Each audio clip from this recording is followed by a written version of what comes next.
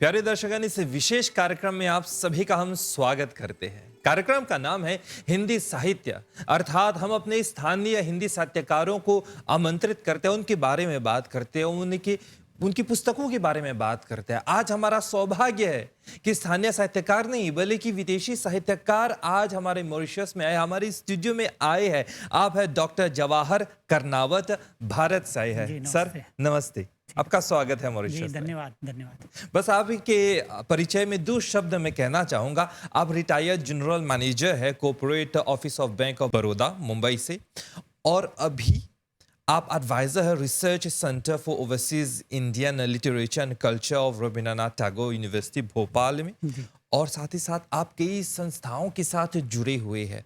आपके नाम पे कई सम्मान आपको मिला है, और आपकी निपुणता हिंदी मीडिया विश्व स्तर पर जी, और लिम्का बुक ऑफ रिकॉर्ड्स में भी आपके शोध को लेकर आपको सम्मानित किया गया है। हमारा सौभाग्य है कि आज आपसे दो चार बातें करने का मौका मिल रहा है। जी जरूर। ये आपका पहला विजिट है मॉरिशस में? नहीं, मैं इसके पहले 3 बार भी मॉरिशस आ चुका हूँ। जी, और वो अंतराल लगभग पहली बार 1999 में आया था मैं, जब महाशिवरात्रि का यहाँ का अद्भुत पर्व मैंने देखा। उसके बाद फिर मैं 2007 में यहाँ पर जो रामायण सम्मेलन हुआ था उसमें आया था, और 2018 में जो विश्व हिंदी सम्मेलन हुआ था उसमें भी मैं आया था, और ये चौथी बार मुझे आने का मौका मिला है। जी, मॉरिशस आपको कैसा लगा? नहीं, मॉरिशस मुझे बहुत अच्छा लगा, और मुझे जितनी बार मैं आता हूँ मुझे लगता है कि यहाँ पर हम फिर से आ सकते हैं।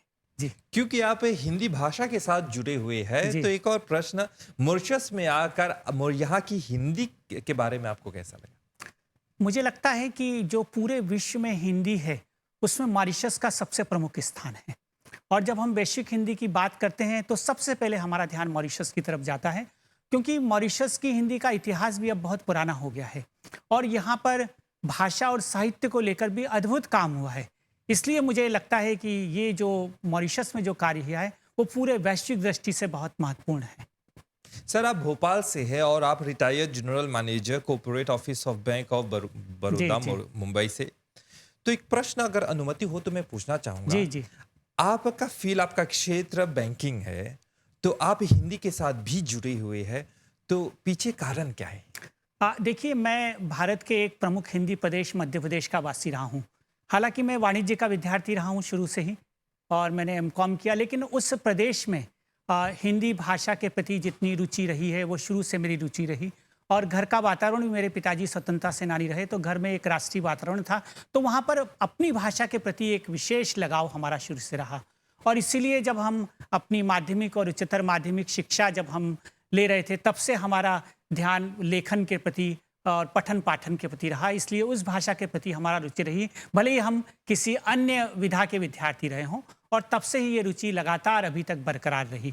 जी। अभी हाल में ही हमने हिंदी दिवस मनाया है 14 सितंबर को, और 10 जनवरी को भी अंतर्राष्ट्रीय हिंदी दिवस मनाते हैं। जी। तो हम चाहते हैं, आपसे पूछना चाहते हैं कि दोनों के बीच में फर्क क्या है?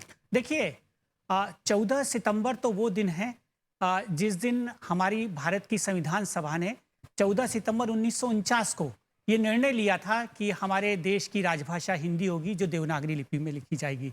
इसलिए 14 सितंबर हिंदी दिवस मनाया जाता है।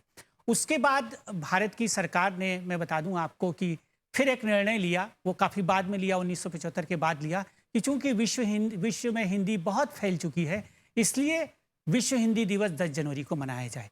और ये 10 जनवरी को भी इसलिए मनाया जाता है कि पहला विश्व हिंदी सम्मेलन नागपुर में 10 जनवरी 1975 को हुआ था, इसलिए 10 जनवरी को विश्व हिंदी दिवस मनाया जाता है।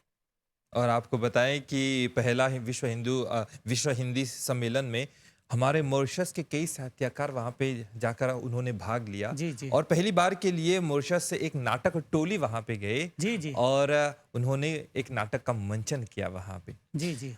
क्योंकि आप विश्व स्तर की हिंदी के साथ जुड़े हुए हैं, तो विश्व स्तर की हिंदी के बारे में मैं पूछना चाहूंगा। तो विश्व स्तर में हिंदी का स्तर कैसा है? देखिए, मैं आपको बताऊं कि विश्व स्तर पर हिंदी तो लगभग अब 200 साल से अधिक मैं मानता हूं, क्योंकि आप देखिए कि पूरे विश्व में हिंदी शिक्षण के कारण जो है हिंदी का फैलाव लगातार रहा है। अगर आप जापान को देखें तो वहाँ पर 100 वर्ष पूर्ण से वहाँ पर हिंदी की पढ़ाई हो रही है। आप जितने गिरमिटिया देश हैं, बल्कि मैं तो कहता हूँ आप मॉरिशस को ही ले लें, 1834 में जब हमारे गिरमिटिया के रूप में यहाँ पर आए और उसके बाद जो यहाँ पर बैठकाएं शुरू हुई तो हिंदी शिक्षण शुरू हो गया और वो बैठकाएं यहाँ आज भी प्रचलित हो रही हैं। तो हमारे जितने महाद्वीप हैं, चाहे यूरोप महाद्वीप हो, चाहे आप ऑस्ट्रेलिया महाद्वीप हो, आप देखें तो वो विश्व में हिंदी शिक्षण। दूसरा जो आपको बताऊं कि जो भारत की समृद्ध ज्ञान परंपरा रही है, उस ज्ञान परंपरा के अध्ययन के लिए भी पूरे विश्व में हिंदी और संस्कृत का अध्ययन किया गया। आप देखते हैं कि जो हमारे कई विश्व के विश्वविद्यालयों में जो इंडोलॉजी विभाग होता है, भारतीय प्राच्य विद्या का विभाग होता है, तो अगर भारत की प्राच्य विद्या को जानना समझना है तो लोग चाहते हैं कि हम उसको मूल रूप से उस भाषा में जानें। इसलिए भी लोग हिंदी और संस्कृत की पढ़ाई पूरे विश्व स्तर पर इसको सीखना चाहते हैं, जानना चाहते हैं और उसके बाद उसका अध्ययन करना चाहते हैं। जैसे आपने देखा मॉरिशस में भी रामायण का महत्व है, रामचरितमानस का है। तो इस रामचरितमानस ने भी कितने देशों में इस पर काम किया, तो उसके लिए लोगों ने वो भाषा सीखी, उसके बाद उसका अध्ययन किया और शोध कार्य किया। तो ये पूरे विश्व में हिंदी के फैलने का ये भी एक प्रमुख कारण रहा है। जी, भाषा को अगर लेंगे, हिंदी को अगर लेंगे तो पहले के ज़माने में भाषा जो है, हिंदी जो है, वह एक धार्मिक भाषा हुआ करती थी। फिर धीरे धीरे करके समय के साथ व्यवसाय की भाषा बन गई है। अब जब हम पूरे विश्व के बारे में बात करते हैं तो हिंदी संप्रेषण की भाषा बन गई है। तो आगे चलकर आपके हिसाब से हिंदी किस तरह की भाषा बनने वाली? देखिए मैं ऐसा मानता हूँ कि जो हिंदी का रूप पहले कुछ और था, फिर वो खड़ी बोली के रूप में आई हैं। अब हिंदी का जो रूप है अब बिल्कुल एक फंक्शनल हिंदी हो गई, वो व्यवहारिक हिंदी हो गई। आपने देखा होगा उसमें अंग्रेजी के भी शब्द आ जाते हैं क्योंकि नई पीढ़ी उसका रही। तो इस प्रकार अब ये जो व्यवहारिक हिंदी के रूप में हिंदी का प्रचलन बहुत बढ़ गया है। दूसरा आपने ये भी देखा होगा कि किसी समय भारत की बड़ी बड़ी सभाओं में या हिंदी में बात नहीं होती थी। मैं तो एक कारपोरेट ऑफिस में रहा हूँ, बैंक के, जो पूरा अंतर्राष्ट्रीय स्तर पर जिसका है, तो वहां पर बड़ी बड़ी बैठकों में पहले केवल अंग्रेजी में बात होती थी। लेकिन आज आप ये देखेंगे तो उसका वो स्वरूप है कि 50% से ज्यादा वार्तालाप अब हिंदी में भी होता है। तो इस प्रकार ये जो हिंदी का विस्तार हुआ है, नया स्वरूप जो स्वरूप आया है, वो एक तरह से व्यवहारिक हिंदी के रूप में है, जिसमें अन्य भाषाओं के शब्दों को, भले ही जो शब्द हमारे अंग्रेजी के तकनीक रूप से आ गए हैं, उनका वैसा का वैसा प्रयोग करके उसका प्रयोग अब लगातार एक बढ़ रहा है। हिंदी संप्रेषण की भाषा है, उसका एक उदाहरण मैं देना चाहता हूँ आपको कि हमारे मॉरिशस में कई बांग्लादेश के कई वर्कर्स आते हैं, काम करने वाले लोग आते हैं, उनकी भाषा बांग्ला है। यहाँ की भाषा आमतौर पे हम क्रियोल में बात करते हैं, फिर भोजपुरी में बात करते हैं। लेकिन जब एक मॉरिशन एक बांग्लादेश से आए वर्कर्स के साथ बात होती है, दोनों के बीच में, वे लोग हिंदी का प्रयोग करते हैं। जी जी, प्रमाण मिलता है कि हिंदी संप्रेषण की भाषा बन रही है, बन चुकी है पूरे विश्व में। आगे बढ़ते हैं, आपकी निपुणता है हिंदी मीडिया विश्व भर में, इसके बारे में थोड़ा सा बताइए। देखिए मैं आपको ये बताना चाहता हूँ कि जो हिंदी मीडिया है, यानी खासकर जो हिंदी का प्रिंट मीडिया, हिंदी की पत्रकारिता है, वो पूरे विश्व भर में फैली हुई थी। और मुझे जब मैं 1999 के विश्व हिंदी सम्मेलन लंदन में गया था तो मैंने देखा कि एक पत्रिका लंदन से निकल रही थी, कुछ और पत्रिकाओं के बारे में मुझे जानकारी मिली और वहाँ की पत्रिका पुरवाई में एक लेख भी इसके बारे में एक विशेषांक छपा था कि भाई विश्व में हिंदी पत्रकारिता विदेश में भी है। तो मेरी रुचि जागृत हुई कि ये तो बड़ा रोचक विषय है, तो इस बारे में काम किया जाना चाहिए। और उसके बाद मैंने जब जानकारी इकट्ठा की तो मुझे पता चला कि विश्व में तो हिंदी पत्रकारिता कितने देशों तक फैली रही। और आप जानते हैं कि जब गांधी जी दक्षिण अफ्रीका गए थे तो उन्होंने वहाँ पर जो समाचार पत्र इंडियन ओपिनियन निकाला था तो वो उन्होंने हिंदी में प्रकाशित किया। उसमें गुजराती भी थी, उसमें तमिल भी थी और अंग्रेजी भी थी। तो इस प्रकार जितने हमारे गिरमिटिया देश के अलावा अन्य देश हैं, वहाँ पर भी उन लोगों से संपर्क करने के लिए, उनसे संवाद करने के लिए, उनसे संप्रेषण करने के लिए हिंदी पत्रकारिता की शुरुआत हुई। उसमें हिंदी आप देखिए इंडियन ओपिनियन में 4 भाषाएं की, यहाँ तक कि मैं आज मॉरिशस में बैठा हूँ तो मॉरिशस में भी मणिलाल डॉक्टर आए थे और जब उन्होंने हिंदुस्तानी शुरू किया तो उसमें केवल अंग्रेजी नहीं रखी, उन्होंने उसमें गुजराती से शुरुआत की और बाद में वो हिंदी भी आ गई। तो इस प्रकार, और आपके यहाँ तो एक अद्भुत कार्य मॉरिशस में हुआ है। दुर्गा पत्रिका जो हस्तलिखित निकली, मैंने उसके सारे अंक देखे। 1935 में दुर्गा पत्रिका किस तरह हाथ से लिखकर हिंदी में सारी उसमें विधाएं शामिल होती थी। एक व्यक्ति उसको लिखता था, ज्वालामुखी के नाम से मंगत जी उसे लिखते थे, उसके बाद एक एक व्यक्ति के पास पढ़ने जाती। तो ये अद्भुत काम हिंदी पत्रकारिता का हुआ। और उसके बाद आप देखेंगे कि केवल ये गिरमिटिया देश नहीं, आप चाहे अमेरिका को ले लें, चाहे अब जैसे मैं बता दूं आपको कि अमेरिका में भारतीय स्वतंत्रता आंदोलन के लिए लाला हरदयाल ने गदर पार्टी बनाई थी और उस समय गदर अखबार निकाला था। अब गदर अखबार केवल अंग्रेजी में नहीं निकलता था, वो हिंदी के साथ साथ हिंदी में निकलता था, वो बंगला में निकलता था, वो पंजाबी में निकलता था, वो उर्दू में निकलता था। कितनी भाषाओं में वो अखबार निकलता था, तो उस समय वो हिंदी का प्रचलन था। मैं अपना शोध कार्य कर रहा था, तो मैं एक बार ब्रिटिश लाइब्रेरी लंदन में 1 सप्ताह बैठा। तो मैंने देखा कि वहाँ पर मेरे सामने भी कुछ ऐसे, जैसे एक तस्वीरी अखबार मेरे सामने आया जो लंदन से निकलता था। तस्वीरी अखबार में तस्वीरें छपती थी, लेकिन उसके विवरण हिंदी में भी छपते थे, उर्दू में छपते थे, तमिल में भी छपते थे। तो आप समझ सकते हैं कि वो उस समय भी हिंदी का प्रचार, लंदन में बैठकर भी उस समय हिंदी उस पत्रकारिता में थी। और उसके बाद आप देखें कि वो पत्रकारिता जैसे जैसे हमारी प्रवासी भारतीय उन देशों में गए, गिरमिटिया देशों में तो बहुत सालों से गए, 1834 से जाना शुरू हो गए। लेकिन उसके बाद जो हमारे अमेरिका के देश हैं, यूरोप के देश हैं, उन देशों में भारतीय नौकरियों के तलाश में गए, बड़ी संख्या में गए, आईटी के या सूचना प्रौद्योगिकी के लिए गए। लेकिन उन्होंने भी वहाँ जाकर जो हिंदी के, हमारी भारतीय संस्कृति का संवाहन, जो संवाहक के रूप में गए, तो उन्होंने भी वहाँ पर हिंदी में पत्र पत्रिकाएं निकाले। जैसे अमेरिका में जो पत्रिका शुरू हुई, वो पहले हस्तलिखित शुरू हुई विश्वा। तो इस तरह ये, जैसे लंदन में प्रवासिनी पत्रिका हस्तलिखित शुरू हुई, उसके बाद उसका आगे उसका विकास हुआ। तो इस प्रकार ये जो वैश्विक हिंदी पत्रकारिता है, इसका बड़ा एक रोचक इतिहास रहा है। तो मेरा उद्देश्य यही था कि ये जो हमारी, कम से कम मेरे जो ध्यान में आए 26-27 देशों में जो 120 सालों में हिंदी पत्रकारिता रही है, उसको सामने लाया जाए, विदेश की हिंदी पत्रकारिता का इतिहास। इस तरह ये मैंने कार्य शुरू किया था। 5-7 देशों से शुरू हुआ, लेकिन उसमें 27 देशों में इस तरह का था, वो सामने आया। और उसको मैं अब उसको लिम्का बुक ऑफ रिकॉर्ड ने लिया, और उसको अब मैं एक पुस्तक के रूप में ला रहा हूँ, जिसमें हर देश का एक हिंदी पत्रकारिता का अध्याय भी है। जरूर इसके बारे में आपसे पूछेंगे, लेकिन उससे पहले अगर वैश्विक हिंदी के बारे में बात करें, उसका बदलता हुआ रूप हम देख रहे हैं, तो कहाँ तक यह अच्छी बात है या फिर बुरी बात है कि हिंदी की जो खड़ी बुरी रूप है ना, वह लुप्त होता जा रहा है और हिंदी नया रूप ले रही है? देखिए, समय के बदलाव के साथ भाषा बदलती है, आपने देखा है। और अब जो बदलाव आ रहा है, वो आप देख रहे हैं कि जो हमारी नई पीढ़ी है, उसका झुकाव अंग्रेजी की तरफ बहुत ज़्यादा है।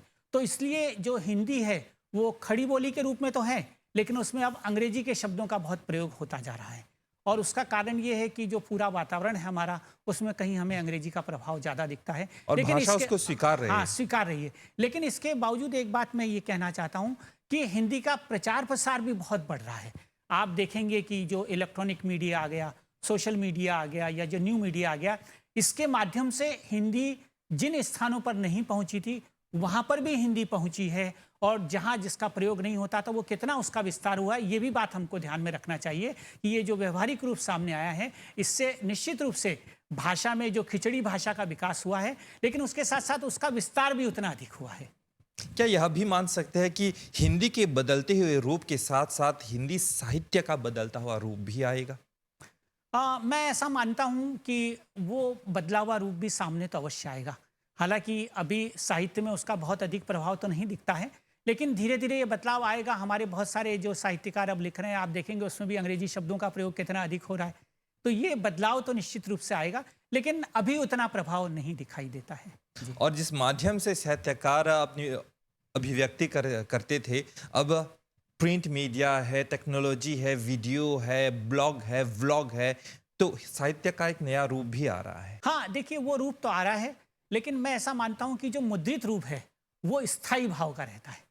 और अभी भी वो जो मुद्रित रूप में या जो प्रिंट के रूप में जो आएगा, उसका एक महत्व मैं उसको स्थायी रूप से मानता हूं। हालांकि इसका प्रचलन बढ़ रहा है, लेकिन उसका भी महत्व समाप्त नहीं होगा। इस क्षेत्र में आप अगर मीडिया को भी देखें, तो एक समय जब इलेक्ट्रॉनिक मीडिया आया था, तो लग रहा था कि अब प्रिंट मीडिया का क्या होगा, समाचार पत्रों की संख्या। लेकिन अगर आप भारत का ही अध्ययन करेंगे, तो मैं आपको बता दूं कि जिस तेजी से इलेक्ट्रॉनिक मीडिया बढ़ा, प्रिंट मीडिया भी उसी तेजी से बढ़ा, और वो लगातार आगे बढ़ रहा है। अगर आप हमारे यहाँ रजिस्ट्रार ऑफ न्यूज़पेपर की रिपोर्ट आप देख लें, या ऑडिट ब्यूरो ऑफ सर्कुलेशन की रिपोर्ट को उठाकर देख लें, तो हिंदी मीडिया उतनी ही तेजी से बढ़ा है जितनी तेजी से इलेक्ट्रॉनिक मीडिया भी बढ़ा है। जब मीडिया के बारे में बात करते हैं, तो कई रूप होते हैं। प्रिंट मीडिया है, डिजिटल मीडिया है, लेकिन अगर आम जनता से हम बात करेंगे, तो उन लोगों के जहन में, उन लोगों के मन में यही आता है कि मीडिया मतलब सिनेमा, फिल्म। तो कहाँ तक चलचित्र, कहाँ तक हम कह सकते हैं कि चलचित्र हिंदी को भी बढ़ावा दे रहा है? देखिए, हिंदी को सबसे अधिक बढ़ावा देने में तो सिनेमा का महत्वपूर्ण भूमिका रही है। और खासकर भारत के बाहर जितने देशों में अगर हिंदी फैली है, तो उसमें सिनेमा का योगदान सबसे ज़्यादा रहा है। चाहे आप रूस को देख लें, वहाँ पर फिल्मों को देखने के लिए कितने लोग उमड़ते थे। बल्कि वहाँ के एक विद्वान हैं, वाराणिकों ने तो एक पत्रिका मेरे ध्यान में निकाली, नीक नाम से एक पत्रिका निकाली थी। वो रूसी भाषा में थी, रशियन भाषा में थी, लेकिन वो केवल बॉलीवुड यानी भारतीय फिल्मों पर वो पत्रिका निकालते थे। तो ये लोकप्रियता, तो सिनेमा की लोकप्रियता तो आज भी सबसे अधिक है, और उसके माध्यम से ही पूरे विश्व में भाषा का प्रसार सर्वाधिक हुआ है। और कई लोग आज भी जहाँ पर हिंदी का अगर शिक्षा में भले, तो वो हिंदी फिल्म देखकर उसके शब्द सीखना चाहते हैं, उसके वाक्य सीखना चाहते हैं, और इस कारण भी भाषा की ओर उनका झुकाव काफ़ी होता है। लगे हाथ आपको बता देते हैं कि टिकटॉक एक सोशल प्लेटफॉर्म है जहाँ पे अफ्रीका के लोग भी जी। हिंदी गाने में वे लोग एक्ट करते हैं और बोलते भी है। जी जी जी इस तरह से मीडिया जो है हिंदी को बढ़ावा दे रहे हैं। जी जी आपकी पत्रिकाओं के बारे में पूछना चाहता हूँ। 25 देशों में 120 वर्षों में प्रकाशित हिंदी पत्र पत्रिकाओं की अनूठी प्रदर्शनी, जी। इसके बारे में थोड़ा सा बताएं। देखिए, जब मैंने ये विदेश में हिंदी पत्रकारिता का कार्य शुरू किया था, तो शुरुआत तो मेरे पास 5-7 देशों की पत्र पत्रिकाएं थी, लेकिन जब मैंने इसका काम शुरू किया तो मैं चाहता था कि इसका मैं संग्रह भी करूं, और इसीलिए मैंने उन देशों से संपर्क किया। जैसा कि मैंने बताया, ब्रिटिश लाइब्रेरी लंदन में एक सप्ताह बैठा। ये लगभग जितने देशों की पत्रिकाएं, मैंने लगभग उन सभी देशों की यात्राएं भी की।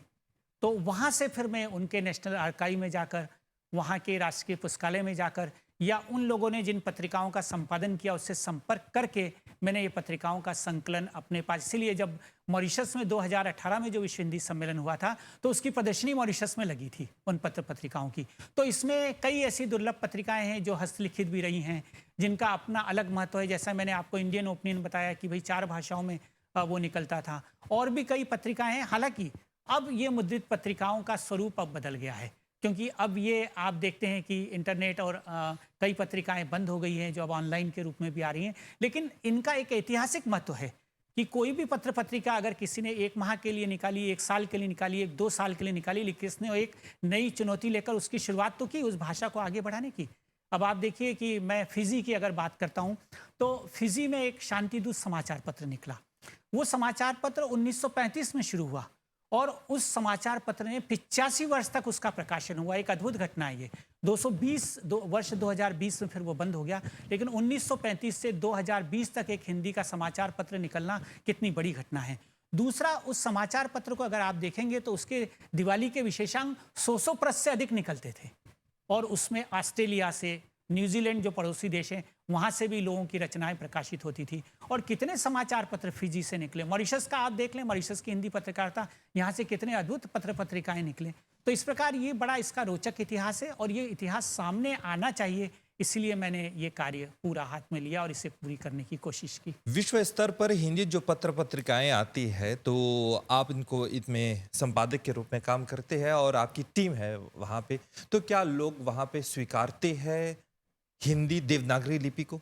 जी, मैं मतलब किसी पत्रिका का संपादन तो नहीं करता हूँ, क्योंकि मैं तो एक हिंदी भवन की पत्रिका है उसमें प्रबंध संपादक हूँ। लेकिन लोग अभी जो ऑनलाइन पत्रिकाएं आप निकाल रहे हैं वो देवनागरी में निकाल रहे हैं, और उनकी संख्या लगातार बढ़ती जा रही है। आप देखिए, कनाडा से ऑनलाइन पत्रिका निकल रही है, अमेरिका से निकल रही है, न्यूजीलैंड से जो पत्रिका निकल रही है भारत दर्शन, वो तो ऐसा माना जाता है कि वो इंटरनेट की पहले, तो वहाँ पर वो सब देवनागरी लिपि में निकल जा रही है। और हमारा भी प्रमुख ये जोर रेखा है कि भाई लिपि तो भाषा की आत्मा होती है, तो इसलिए अगर हम हिंदी का प्रयोग करें तो हम देवनागरी का ही प्रयोग करें, तभी हिंदी का वास्तविक स्वरूप हमारे सामने आएगा। हालांकि मैं ये भी देखता हूँ कि अब वो लिपि का प्रयोग रोमन में भी होने लगा है। यहाँ तक कि मैंने मॉरिशस में देखा, जब मैं 1999 में आया था तो भजन की किताबें देवनागरी लिपि में थी, लेकिन उसके बाद जब मैं 2007 में आया तो मैंने देखा कि वो कई भजन की किताबें अब रोमन लिपि में भी आ गई हैं। तो इसलिए लिपि को जिंदा रखना भी मैं समझता हूँ कि भाषा की वो आत्मा होती है, बहुत जरूरी है। जी, आगे बढ़ते हैं, आधुनिकीकरण के बारे में बात करते हैं, विकास के बारे में बात करते हैं। अभी हाल में ही अगर हम न्यूज़ में देखते हैं, पत्र पत्रिकाओं में देखते हैं, तो भारत ने G20 को होस्ट किया है। कई लोग, कई देश के प्रतिनिधि आए हैं भारत में, तो भारत विकास के उस स्तर पर पहुंच रहे हैं। मेरा प्रश्न यह है, क्या आर्थिक विकास के साथ साथ भारत हिंदी को भी लेकर आगे बढ़ा है? देखिए, जब आर्थिक विकास होता है तो निश्चित रूप से वो पूरे विश्व में उसको ख्याति मिलती है, और खासकर आर्थिक विकास से कहीं ना कहीं वो भाषा तो जाती ही जाती है। और यदि आप देखें वैश्विक स्तर पर भारत का नाम लेते हैं तो उसकी राजभाषा हिंदी है, तो उसको यही माना जाता है कि यही भारत की प्रतिनिधि भाषा है। और आपने G20 का जो अभी सम्मेलन हुआ, आपने देखा होगा कि इतने देशों की उपस्थिति के बावजूद हमारे प्रधानमंत्री ने जो व्याख्यान दिया वो हिंदी में दिया। इसके अलावा अमेरिका की जो एक प्रतिनिधि आई थी वो मूल अमेरिकन थी, लेकिन उन्होंने बात अपनी हिंदी में रखी। और कई देशों के राष्ट्राध्यक्षों में भी भारत के कुछ शब्द हैं उनका प्रयोग हिंदी में किया। अगर आप देखें तो नमस्ते शब्द का प्रयोग कितना हुआ। तो इस प्रकार जब आर्थिक विकास होता है तो निश्चित रूप से वो भाषा वैश्विक स्तर पर जाती है, और इसलिए हमें ये भी जरूरी लगता है कि हमारे देश में भी उस भाषा का मान सम्मान और बढ़ता है, और उसको स्थापित करने के लिए हमें प्रयास भी बढ़ाने होंगे। ये भी एक प्रमुख बात है जी। चलिए, एक बहुत ही बड़ी बात है, आप कह रहे हैं कि वैश्विक स्तर पर हिंदी विकास का मार्ग अपना रही है, हिंदी भाषा आगे बढ़ रही है, ठीक है, लेकिन विकास के साथ साथ कई चुनौतियों का सामना भी बिल्कुल, कर बिल्कुल, रही है। बिल्कुल। तो उन चुनौतियों के बारे में थोड़ा देखिए, मैं ये चाहता हूं कि हिंदी केवल साहित्य की भाषा नहीं रहे, केवल मनोरंजन की भाषा नहीं रहे। उसका विकास तो तब होगा जब वो हमारे ज्ञान विज्ञान के क्षेत्र में आगे आएगी, शिक्षा के क्षेत्र में आएगी, क्योंकि वो हमारी मुख्य धारा है। और जब तक उस मुख्य धारा में भाषा नहीं आएगी तो वो भाषा केवल एक कोने में मानी जाएगी। तो इसके लिए भी अब प्रयास शुरू किए हैं। जैसे मैं आपको बताता हूं कि भारत में अब जो चिकित्सा विज्ञान की शिक्षा है वो हिंदी माध्यम से शुरू हुई है। भारत में अभियांत्रिकी यानी जो इंजीनियरिंग की शिक्षा वो हिंदी माध्यम से शुरू हुई। मैं जिस शहर में रहता हूं भोपाल में, उसमें चिकित्सा विज्ञान की शुरुआत भारत में सबसे पहले, उससे पहले भी थोड़ी सी शुरुआत हुई थी, वो भी हिंदी माध्यम से शुरू हुई। तो इस तरह के क्षेत्रों में अगर हम आगे बढ़ेंगे तब हिंदी की प्रतिष्ठा बढ़ेगी। उससे केवल हम कविता, कहानी, साहित्य तक या मनोरंजन तक सीमित नहीं रख सकते। इसके लिए सभी प्रयास की जरूरत है कि वो ज्ञान विज्ञान की भाषा बने, वो विधि के क्षेत्र की भाषा बने। तो उसके लिए प्रयास करने की ये चुनौतियां हैं हमारे सामने, जिसको हम अब सीधे सीधे स्वीकार कर आगे बढ़ने की कोशिश भारत में की जा रही है। यहाँ पे मॉरिशस में आपका पहली बार नहीं है, बल्कि कई बार आप आ चुके हैं। मॉरिशस की पृष्ठभूमि से आप भली भांति परिचित है हिंदी को लेकर।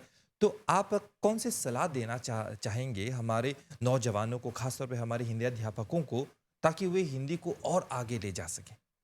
देखिए, मेरा ये मानना है कि विश्व में मॉरिशस का हिंदी में प्रमुख स्थान है। तो वो प्रमुख स्थान बनाए रखने के लिए बहुत ज़रूरी है कि हम हिंदी के महत्व को भी यहाँ पर कायम रखें, स्थापित रखें। मैं मानता हूँ कि जैसे जैसे वक्त बदल रहा है वहाँ पर अंग्रेजी का महत्व बढ़ रहा है। आपके यहाँ तो अभी क्रेओल का बहुत अधिक प्रचलन है।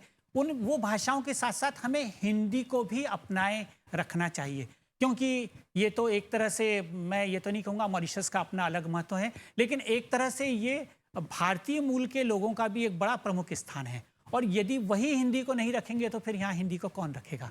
इसलिए मैं कहता हूँ कि अन्य भाषाओं के साथ साथ हिंदी का अध्ययन, अध्यापन, उसका प्रयोग, लेकिन यहाँ पर देखते हैं कि मैं यहाँ के सामाजिक सांस्कृतिक जीवन में भी हिंदी का बहुत अधिक महत्व है।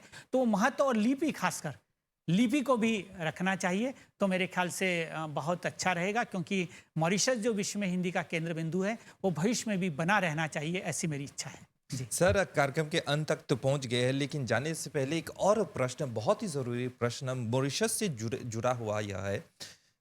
चुनौती तो नहीं कहेंगे, लेकिन आजकल एक प्रवृत्ति चल रही है कि हमारे बच्चे जो है वह अभिभावकों से पत्र लिखवा रहे हैं कि हम हिंदी नहीं करेंगे।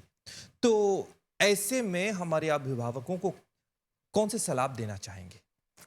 मैं कहना चाहता हूं कि देखिए, हम हर क्षेत्र में बच्चा उन्नति तो करना चाहता है, लेकिन जो हमारे संस्कार हैं, हमारी संस्कृति है, जो हमारे जीवन को बहुत उन्नत बनाती है, अगर उससे हमें जुड़े रहना है तो हमारी भाषा को नहीं छोड़ना चाहिए।